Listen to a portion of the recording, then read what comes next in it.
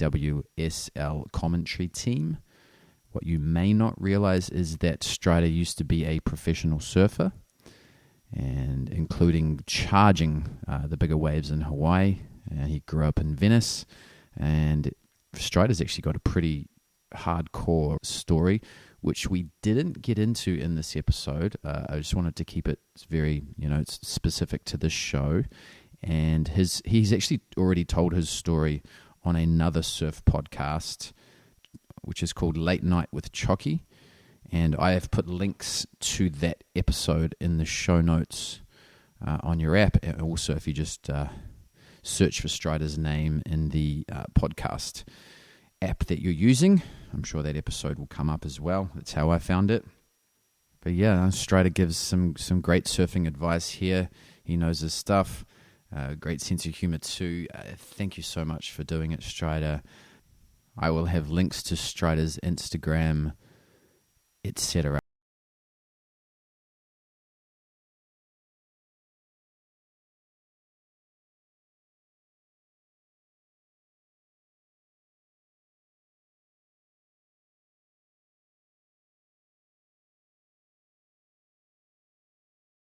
It's pretty small, and the tide's coming high, and that's why that's all happening. But with that, you can look down further at it's dropping today, so the swell was rolling up. But this morning was a low tide at 4:30 in the morning. So like right when first light was at 6:30. If you were up there at 6:30 this morning, you would have had clean offshore conditions.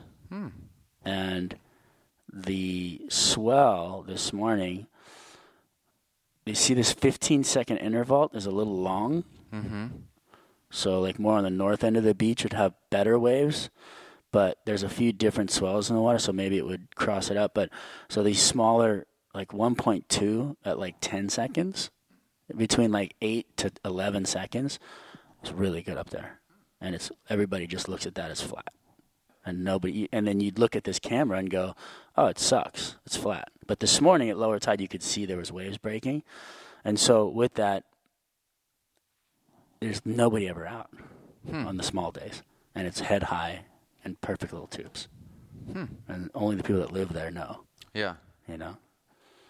But the numbers tell the story on where to go surfing up there. Mm-hmm. It's interesting to see you like kind of frothing on small waves. Yeah. Well, I think still like I'm just a love of surfing. Like it doesn't matter how big it is, or some of my fondest memories are gliding across the point out here on an 11-foot Munoz with a wave that I don't even think broke, and you're watching the clear water and the rocks go by and the beach lines, and you're following the swell, and there might have been like a little reverberation swell that came to meet it, and this little apex formed, and you picked up on that, and it made you go faster, and it was just a moment of there's this simplicity that brings you to this pure joy. That's what surfing is, It's a stripped down, simple form of energy. And when you tap into it, no matter where you are, whether you're riding a 1-foot little wet, tiny wave that's not even breaking on a point, or, a 50-foot wave out on an outer reef that you had to win a mental battle to just think about paddling. Once you're actually doing it, nothing matters. And that's what, to me, is special about surfing, is that you can get rid of everything. So is it the memory of that fact that gets you out in the water sometimes? No, it is. It's just I guess it's more. That's a good question, actually. Now that I'm thinking about it, I don't think maybe it is part of a memory, but it's more of a. It's more of a almost a muscle memory thing, I guess. Now, like it's just like a go-to. Like you think in my life, I've like always wanted to go into the ocean, always, And I don't know if it was from when I was born or maybe it was just in me when I was, before I was born. I don't know. But I've always just been drawn to the ocean, to just be a part of that feeling of being in the ocean. And maybe it's just because of that memory of how good it makes you feel. Is it always surfing that gets you in the ocean? Not necessarily. I mean, body surfing, bodyboarding, like there was so much time of just my first experiences in the ocean were body surfing, getting tubed at Toes Beach down in I got dumped in the ocean by my dad on a sailboat when he flipped it in Cornwall. How old were you then? I was 5. In a sweater, drowning. Did that put you off for a while? Nah, I don't really remember that much. But I do remember being in a sweater and being very uncomfortable. Do you remember your first wave? No. On a surfboard? No? No, it'd be too long ago. Do you, on what you were just talking about before, do you think that surfing is an addiction? Surfing is an addiction I mean, you definitely get, and it's hard to say what is classified as an addiction, right? Because most people look at it as a substance that you take, right, to have things happen chemically to create a feeling. With surfing, I guess you could say that the substance would be that feeling of freedom. Yeah. Yeah. What doesn't? I mean, people have sex but then addictions, there's that's a feeling. So there's surfing could be an addictive trade. I guess it's just some people do it for the adrenaline, right? They get addicted to going out and surfing bigger waves, and that gets them excited. And I guess addiction could be classified there. Yeah, it's an interesting thing about human nature and putting labels on things. Yeah, which is an odd thing to me. Did you start surfing when you were quite young? I started surfing when I was 6. Do you remember when surfing sort of transforms from a hobby to a career path? Oddly enough, yeah. It was when I was 10 years old, and I started getting free clothes. And when I was 10, we were living, we'd come from England and ended up in Santa Monica, and we didn't have any money. We were on welfare. And so we were pulling a government check for my brother and I and my mom, living in a rent-controlled building. And so new things were scarce, really. And I was hanging out at Horizons West at a surf shop, and I was surfing all the little contests at the beach, and I won one. And they said, well, here, come into the surf shop. And I kind of got pseudo-sponsored. And I started getting free stuff, clothes. And I'd bring that home, and my mom would be like, well, what? And so, of course, my mom being a parent was like, well, who are these people? So she went and she met them. And then once they knew kind of me and my family, I started doing better and better in contests, winning surf contests and the boogie. I'd win the boogie board contest, then I'd win the surf contest. So I started getting free boogie boards, which I would then take and sell to the surf shop for a cheap price. I'd get whatever it was, half of it. And then I would get all these clothes, and then I started asking for clothes for my brother because he was older. But it became almost a responsibility at a very young age to use surfing to get things for my family, which is... Who are you competing against? Kids your own age or older? Mostly older kids. Well, so then what? So how did you get that good then? How did you get so good so early? Well, when I was little, it was like I said, it was all we had was going to the beach because it was free, and it was out the front door. We lived in a building on the beach, and so we would just run down there, and I would basically body surf, and then people would lose their boogie boards or surfboards, and we'd pick them up and ride them, and then I got $5 a week for allowance, and so I saw a surfboard, saved up for a month, and bought it at a garage sale. The guy he actually saved it for me for a month, and then I just would surf nonstop because that's where my fun was, so to speak, And I got a skateboard, and so that was my mode of transportation, that and the bus. But I was out of the house pretty young, running around on the beaches in Santa Monica, and the lifeguards and my mom's friends that she would party with would all look out for me. And then me and my brother, because we were brothers, we would hang out as much as he could tolerate me. But then I was always kind of, all right, get out of here kind of kid. And I was always just, okay, I'll go surfing. And so I just nonstop was in the water, just hours and hours and hours.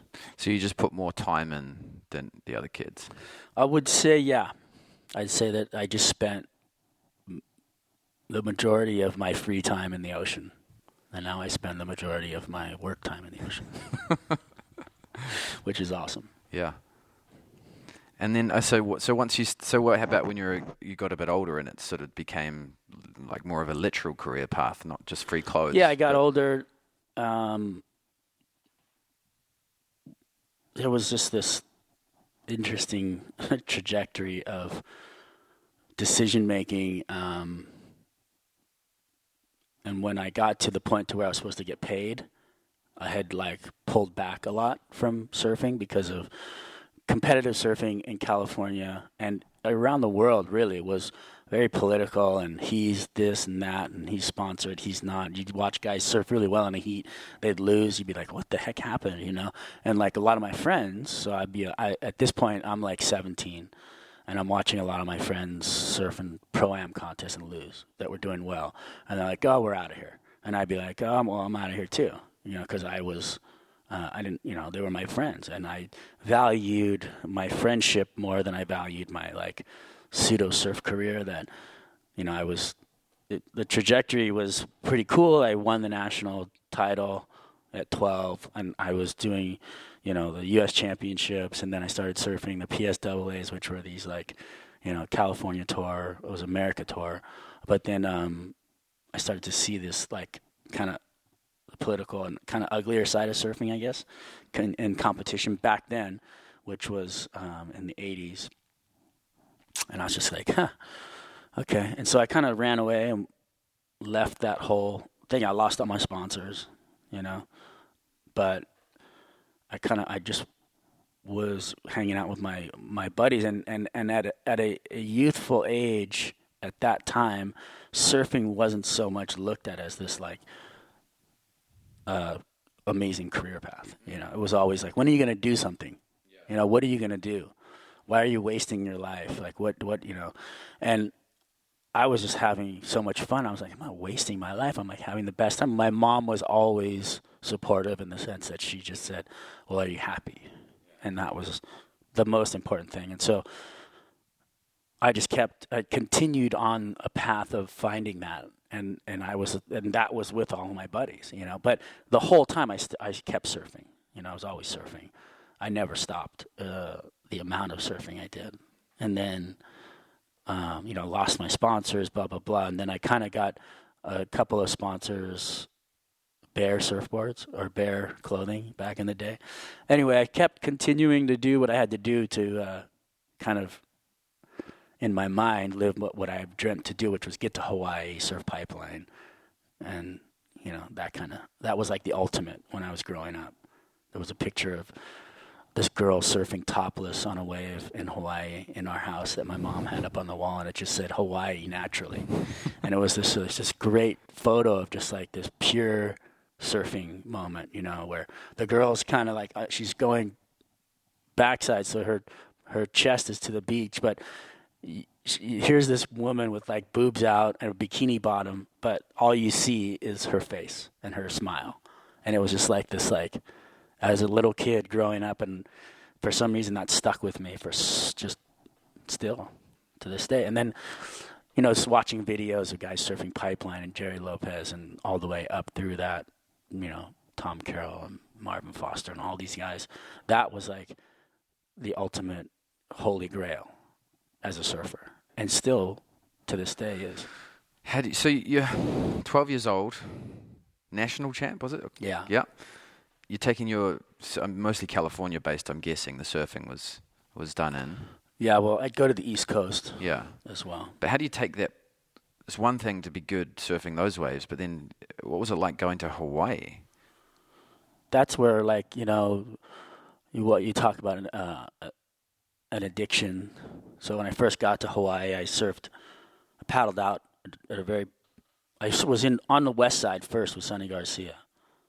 The first time I went to Hawaii. And the second time I went to Hawaii, I went to the North Shore, and I paddled out in between Pipeline and Backdoor, which is the worst place to possibly paddle out. And usually the current sucks you over to where Pipeline is, and you paddle out through the channel. And I had paddled out kind of more in the middle, and I, for some reason, made it out over like the shallow reef to Backdoor, and was basically confronted by like a 6-foot set on the head and almost felt like I was going to die, right? But then once I got out the back, I was like, oh my God. Like, I had this like feeling of that adrenaline kind of fix. And so that addiction of that feeling became part of why I loved surfing bigger waves, because I felt so alive after being, from what I felt like, almost dying, right? There's that point in before you die, or you're about to die, where you feel the most alive. And that's because there's nothing else in the world at that point that can ever even come into your thought pattern. It's just when you're faced with those situations you have to get out of is when you're most alive. Well, so surfing head high Santa Monica and then going to surf. But the same thing happened in Santa Monica on an afternoon, and maybe 6-foot face, 10-foot face at the biggest, really heavy, strong winds, wave after wave, probably 8-second interval. So you're catching waves after wave after wave on your head. I got caught inside and was just getting pounded, and it wouldn't let me out of the impact zone. And I had that feeling there as well. So you were no stranger to that when you went to Hawaii. It was the first time I was in bigger waves and over a reef, and that kind of feeling. But like, that you can. My point is, I think you can get that feeling, yeah, out of your comfort zone in Santa Monica. Yeah, it doesn't have to be Hawaii or, anywhere else, Tahiti or whatever. Do you remember the learning curve of learning how to surf Pipeline, the North Shore? Yeah, it was a very interesting. Well, back when, in those days, respect was the number one element of surfing. You knew there was a pecking order, there was etiquette, and if you didn't follow those rules, you were just discarded, basically. So when I went to Hawaii, most important thing was, know who's in the water and who not to get in the way of. Then know where you're at in the lineup and where you sit in that pecking order, and then follow that rule till you move up that ladder by catching every wave that you can, even if you're not going to make it. So there was a lot of unsuccessful attempts of riding waves at Pipeline where you just get absolutely pounded. But if you didn't go, then you'd go back to the back of the line really quick. But if you had the opportunity to take a wave because the guy outside of you missed it, you were already too late. But if you didn't take it, then the guy below you would go around you. And it's a pretty simple game if you look at it like on a game board, You just you didn't go. You were next, even though you were gonna eat shit and die. You get passed up, and I mean, it's just the way a lot of things are in life. You better take your opportunity while you can, or else the next guy's gonna take it. But that's it's a big risk to do that at Pipeline. It is, but it's amazing what mercy Mother Nature really has. You think about. It must have been. You must have had some close calls, though. Yeah. But maybe that's why life to me is it's so good, because it's been really bad before, but I guess hard. I wouldn't say bad, but also death and being on that edge is so familiar that it's almost like, how bad could it be? You know, it wouldn't be set up that way. Yeah, in my mind. So when you say it's amazing how much mercy Mother Nature has, there's an element of faith in there. Yeah, there's a definite element of faith and letting go and realizing that you don't have control in life. You've never had it, and those who think they do are rudely awakened when they can reconnect with Mother Nature. But oddly enough, even just the other night, Joaquin Phoenix in his speech was talking about the fact that humans are getting so much further and further away from Mother Nature and thinking that they're bigger, you know? But we're just another species that is trying to survive on a place that's going to be here probably long after we're gone, to me. But when you get into your place of being connected to Mother Nature and realizing that there is no control, you start to like see things a lot easier, simpler, relatively less stressful, because people who have a lot of stress seem to think that they can control things. And if you let go of the control, your stress level goes away, and you realize that you can only do as much as you can do, and that's a pretty calming thought. Do you think that a lot of really good surfers understand that? Yeah. The coolest thing about being a surfer is you are connected to something. I would say greater, but I would say singular. We're all a part of, one big thing. And being a surfer, you are forced into being connected to that thing, which is a calming energy, the greatest body of negative ions in the world, which has to have an effect on you as a person and your psyche. So I think that everybody that surfs, the greatest surfers to the first timer, feels it, which is pretty cool. But in terms of what separates really good surfers from great surfers, are they more in touch with that? No, I think that's just an athletic and time spent thing in the water. And when you start, because obviously there are some restrictions the older you get, and the harder it is for you to, be dynamic, and your twitch muscles and everything else that need to be right on the money. And now, there's just so many advancements in training and understanding your body and it being in tune. But then you can't be in surf shape without surfing. You can take the most physically fit guy in the world and throw him in the water. And you can take a guy who is 100 pounds overweight, but surfs every day, and watch him paddle right by that guy. Yeah. And it's an odd phenomenon, because it's probably the only sport in the world where it's true, if you want to call it a sport. Sometimes it is. Yeah. So what do you think separates, I mean, you spent so much time around amazing surfers. Yeah. What separates the bottom 10 from the top 10? I think the will to win, and their mental capacity to not. The pattern I see with all of, like, say, like the bottom 10 is that they're mentally battling something, whether it's a competitive aspect, physical, or an insecurity. I mean, everything plays in, right? Your life is so filled with so many different walls and things that you have to get past. But, you know, when you're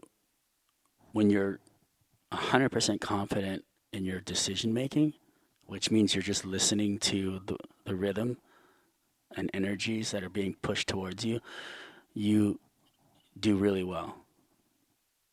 And a lot of guys just, you know, they just let go. Like you see Medina's and Italo Ferreira and all those guys. They're making decisions along the way, but for the most part, they're just completely disconnected from everything and just letting, you know, their famous quote is, you know, thanks God, which was, to me, internally is just, I'm going to give everything up and let it happen. And in their society, you know, God gives you everything. And so basically they're just putting it in God's hands, which to me is putting it in your own hands to let go and let that process happen. And so when I see guys struggling and trying to make heats, and they're doing exactly what they're not supposed to do. They're trying harder than they need to try. They're trying to fit in more maneuvers on a wave. They're thinking about their turns. They're trying to do too much. And if you look at the coaching and everybody else that's on tour, the number one thing that they do is distract them from anything around them, any life that's happening. Kids, you know, posts, sponsors, nothing else matters except for just going in the water and surfing. And those are the best coaches. And I see them with those guys. And they can only do as much. You can lead the horse to the water, but you still have to drink. And so for them, you know, all of it has to happen naturally. So you think the top 10 are more stoic? I think that they're just more confident in their ability to go out and just surf and let that happen. Because being consumed with all this other stuff, which is what, I mean, you look at guys like Kelly Slater, still probably one of the best surfers. He is one of the best surfers in the world, but he'll make a mistake because he's let stuff creep into his head. And he'll say it after. He knows the mistake he makes. And unfortunately, you know, it still happens. It's interesting when you watch someone like John, that it just when you're watching them, it looks like they have all the time in the world. They're so relaxed and just... Yeah. And that's the time that you see in a medium of the posture of a person is being completely comfortable in what they're doing. So they've spent the hours in the lineup to become a master of where they're at. They know how to serve and not thinking about the time on the clock or the competitor you're surfing against and all of those things. And you can see it in them as a person. You can see their shoulders are down, their head's high, and they're just going surfing. It's the guys who are like, you can see their shoulders are kind of up around their ears, and they're kind of like gripping their surfboard, and they're, you know, walking down the beach, and they're kind of like looking around a little bit. You can just see they've lost. You reckon you can tell who's going to win the heat as they're paddling, walking to the beach? You could. I'd say I could percentage-wise be pretty good about it. But the problem is, your fantasy surf team's got to go in before they get in the water. But when I'm in a heat, because I'm in a lot of heats, I can look over at a guy and see where they're at, you know. I mean, I looked at Gabriel Medina at the end of the Pipe Masters final. It was probably, I don't know, almost 10 minutes left, and he had lost. And I was like, oh. And he actually, it was an interesting thing, but I saw a lot of emotion on his face as well. And then I could just like, okay. And I talked about the emotion a bit. And I think I might even have said that he thought that he was going to lose in my mind. Or I thought that he was going to lose. But you can see it. It's hard to hide things physically. And, okay, so those guys the top 10 guys, do they have a practice around it? They meditate or? Oh, yeah. They all have routines to get themselves into a place to completely depart, to take away the noise, That's why, like, the surf ranch is the hardest event for any of them. Because in a natural environment, you can look at the horizon, there's nothing there. Maybe a buoy that says, you know, Quicksilver or Billabong or whatever, Rip Curl on it. But you have a sense of freedom and turn off the clock, so to speak. But when you look back, obviously you see the judges' tower, the crowd, you know, you hear, but at the surf ranch, there's nowhere to hide. No, nowhere. You know, you're like, oh, there's the machine, there's the people, there's the judges, there's more people.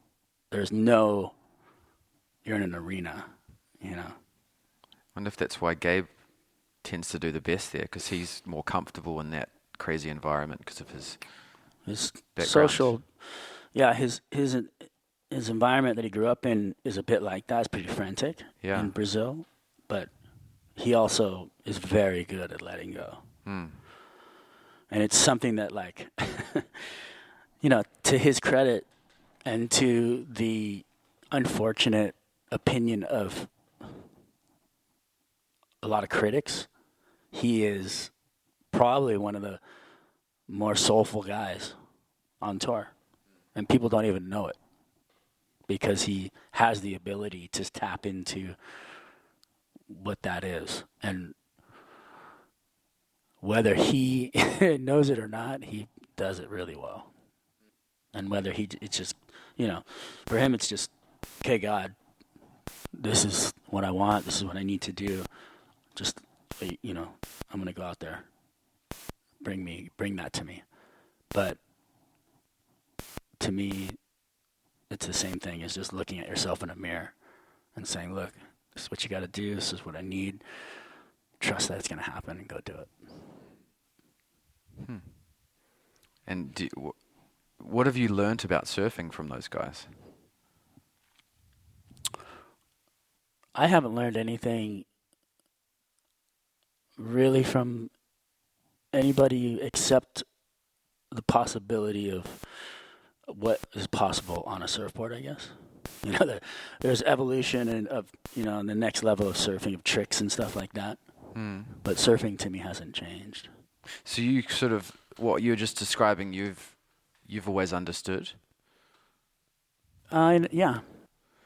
Why is that? Do you have we just became aware of it from an early age, or? Yeah, I think like I explained, you know, when I was little, there'd be so much, you know, growing up was just mayhem. You know, my brother was going freaking crazy, doing crazy stuff. My mom was just trying to hold on to the wheel, single mom, partying, and, you know, people, and you just get to a point where you just like, you need a place, and I'd go in the water and I'd just be like, you know, and then I would just be out there and I would just start surfing. And once you started surfing, you kick out of a wave and you'd be paddling back out and another wave would come to you and you'd get in a rhythm, and all of a sudden you'd be like, oh, all right. And that's the way, I guess, surfing has taught me pretty much everything about my life, really. When you look at the general public, the average surfer, the intermediate experienced surfer, what's the biggest mistake you see them make? Recently would probably just be etiquette. Not knowing the parameters of where you're supposed to be in the water, where you're supposed to paddle back out, through the lineup. Like, paddle out around the lineup, not where people are going to ride waves at you. I might take my kids out. They will paddle out and sit right underneath me and talk to each other. But they're just having fun, And then I had to, explain to them, okay, if a wave comes and I turn around, you guys are probably going to get caught inside, and you're going to get in my way. And if I don't know you, I'm going to get upset. But I think the biggest mistake you see is just people not understanding the common etiquette of surfing. Yeah. Or a simple etiquette. Yeah, it's obviously detrimental to the other surfers, but it's detrimental to them as well, because they're putting themselves at risk, and they're just taken away from the enjoyment of the whole process. You end up in a lineup, you're in somebody's way, they yell at you, fuck, I'm not coming back. I don't want to be a surfer. Yeah. It's that simple. But they do keep coming back. Well, most of them will come back, but there's moments when you're just like, fuck, And I see it all the time, Yeah. But that's the number one thing. Yeah, it's trendy at the moment to be on a soft top in a crowded lineup. Yeah. Well, fortunate but unfortunate, surfing is probably the best kept secret in a sense of really understanding and feeling that feeling that you get from being in a body of water. So you can get it on a boogie board. You can get it going body surfing. You could probably get it pretty close to just sailing. But being in the water is probably one of the most in the ocean, most therapeutic thing you could probably do without even knowing you're getting therapy. Because of its makeup, of what, the negative ion theory of stripping you so quickly of everything that you have that you don't even realize it's happening. And all of a sudden you get out of the water after just going to jump in for a swim and you feel so good. And people walk away happy. And they've get back into their car and they go back into their life, and then they're just boom, boom, boom, boom, boom. And there was this remembrance and this feeling of being happy, and just whether it was on a soft top or we were just in the ocean. But people are scared of the water. People are scared of, there's a bunch of stuff that's in their way, which I'm okay with, I guess, because there's less people. But the trendy soft top nation is it's not just soft top, it's the ocean that's catching on, and people are catching on to that, and it's a fortunate but unfortunate reality of how amazing that body of water is for humans. Yeah, well, the core surfer just has to go out of their way a little bit more to get away from the crowd now. It's true. There should be designated areas. If you're just going to go on a soft top and just ride straight, to go to a closeout and ride a closeout, if that would be possible. But whatever. People want to paddle out, they don't get worked, blah, blah, blah. It's just a never-ending kind of stack of, things in front of you to try and bypass so you can go have your fun. Yeah. What about in terms of... Okay, forget about the average surfer. What about the core surfer who knows etiquette, who's been surfing for 10, 15 years? They technically should be better than they are, considering how many hours they've done in the water, but they're not. Any big mistakes you see there? Well, yeah, the guys who aren't getting better are... Well, it just depends on... You see, because surfing is subjective, right, to your own happiness. So... whether or not you're happy just getting up, standing on a board and going straight, or getting up and doing roller coasters, or turning it into turns and cutbacks, or doing aerials, it's personal satisfaction for most of them. you know. And the average core guy that is trying to get better, or does he want to be better, you know? If he's listening to this show, he does. That's the question, you know? But if you want to get better as a core surfer and you feel like you've hit a wall, there's something in front of you, most likely physical. Because if you're not excelling as a surfer, you're not doing something else that is, you know, you either can't touch your toes, got to stretch more. You know, you have to be able to be limber enough to perform what you want to do. And for an average core surfer who's not getting any better is either physically not in the position they need to be, or their surfboard is holding them back. And a lot of people ride surfboards that don't have enough foam in them. And to me, foam is your friend. Because a majority of surfers look at a pro surfer, you see all these amazing videos, go to the store and buy the surfboard that those guys are riding. Wrong. You're not that guy. You're not even close to that guy. You'll probably never be that guy. So get yourself a surfboard that is going to get you closer to that guy, which means most of the people, they go out and they buy a surfboard that's too narrow and too thin. Just because there's more foam in it and it feels like you should be riding this other guy's pro board, you know, it's just a far-fetched thing. It's I'm trying to like think of a scenario where you could put it into a different, you know, sport, but most of it's all physical when you go to other sports. But, you know, in the ocean, you need the right board so that you can catch the wave too. Yeah, it's because the medium's always different. Yeah. The waves are always different. So I always ride thicker boards. I mean, I ride boards that are 33, 35, 31 liters.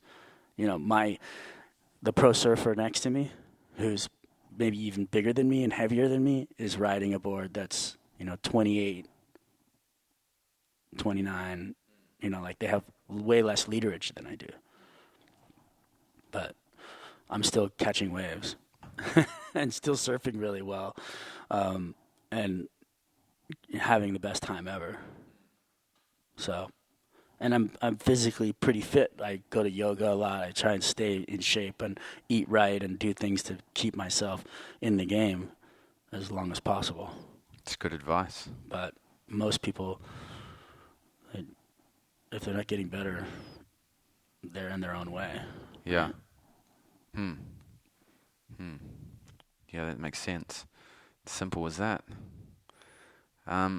What else do you see in the surfing world that could do with a tweak? In the surfing world as a whole? Yeah. Etiquette. It's a big one. What can be done about etiquette, though, really? You mean for surfers? Yeah. Like in the water? Yeah. I think that it is paramount to really understand surfing as where it came from, right? Where we started, like understanding the history of surfing and getting back into where it came from and how it has evolved and how being in the water with people can be like. So you surfed Rincon the other day, where almost all of the etiquette goes out the window because you're just hoping for that guy to fall off, right? Basically. And then your turn to try and catch a wave, to be in the right place, almost becomes this sporadic equation of you know, fuck-ups. You're waiting for somebody to mess up. You're waiting for somebody to be out of position or in the wrong place or, you know, fall on the drop. And you take a lot of chances of being right there in the lip, and then, you know, maybe they make it, maybe they don't, then you catch the wave.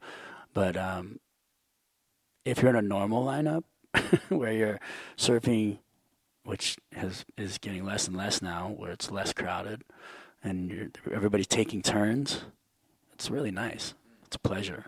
You kind of take some comfort in knowing that next guy's up and giving them the benefit of the doubt, even if they can't surf as good as you. Like, let them try to catch that wave. they miss it, well, they go to the back of the line. But that person knowing that they missed the wave and has to go to the back of the line is what's missing. Definitely. And so it's the part about etiquette that's really harsh is, people think that just because they can, they should. But it's not always the case. And letting, the next guy, if you attempt and you miss and you don't get to paddle right back to the peak and take the next wave. You've lost your spot in line. But most of the people just turn around, paddle straight back out and sit down. And then those 4 people inside of them who aren't as good of a surfer stayed in the back seat. And that guy, because he was a better surfer, decided that the wind blew in his eyes, or that guy said something. There's always something. But then that guy paddles back out to the peak and decides that he's still in position. So, unfortunately, there's a lot of selfish kind of eye surfing out there. Yeah, it can bring out the worst in people sometimes. Yeah, it can. Yeah. But it's a funny thing. It is. But yeah, I'd say it would be the number one thing would, just like we had talked about before, is just the etiquette of surfing needs to be kind of ingrained into people on a surfboard. There's an instructional sheet that gets put on a surfboard, especially soft tops. If you're a beginner and you're buying a surfboard or you're being taught to surf, you need to be told the rules. It's pretty simple. Otherwise, there could be harm done. We don't want any harm. Yeah, it's surfing Rincon and First Point and it's crowded. It's just, ugh. And like when I go surf places like that,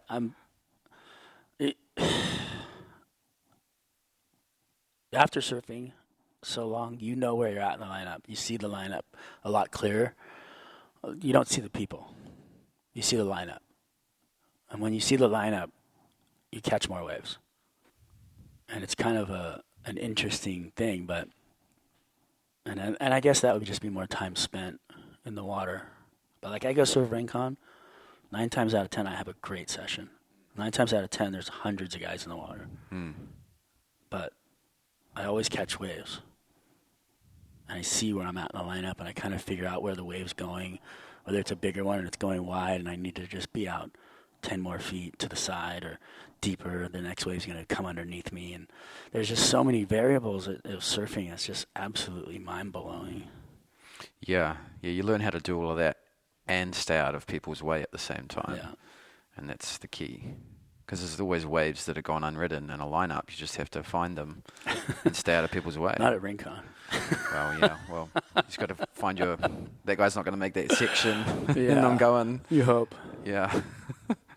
It sucks, but you're hoping that guy falls. Yeah. And usually when you give them a hoot and like tell them to do something, they fall.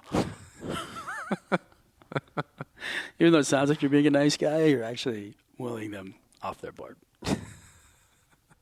What's it like surfing on the tour? That must be, if it's pumping and it's a delay day and there's like the world's best surfers and their crew and that are just as good as them, it must be. It's pretty interesting because like I said, I've been surfing a long time. I know the water. I can feel it. I can see it. Over there, it's going to be a wave. A lot of times I'm on good waves, and a lot of times I'll pass up a good wave and let a guy go because they're warming up for the contest or, they're surfing. Sometimes I'll be riding a wave and, Gabriel Medina and Italo Ferreira will snake me on the same wave. And, I was surfing at J-Bay, and I ended up on a wave with the 2 guys who were in the final, before the final. And it was like the coolest thing, like, to be riding that wave. There's, like you said, the lineup is packed. I mean, packed. And here comes the commentator on a fucking set wave, and it's just like, you could see them laughing I can just look down the line. They're laughing as they're paddling, and then Italo's laughing as he's dropping in. And then I hit the lip. I go around, like Gabriel drops in. I go around, hit the lip, and then they go around and ride the wave. It's like this really. But at that point, we're having so much fun. It didn't even, I'm not upset. Yeah. I have a great and an amazing relationship with most of the surfers on tour, and it's pretty fun. To be in the lineup together, and they're all really cool. I think they view me just as a surfer, not the commentator, which is pretty cool.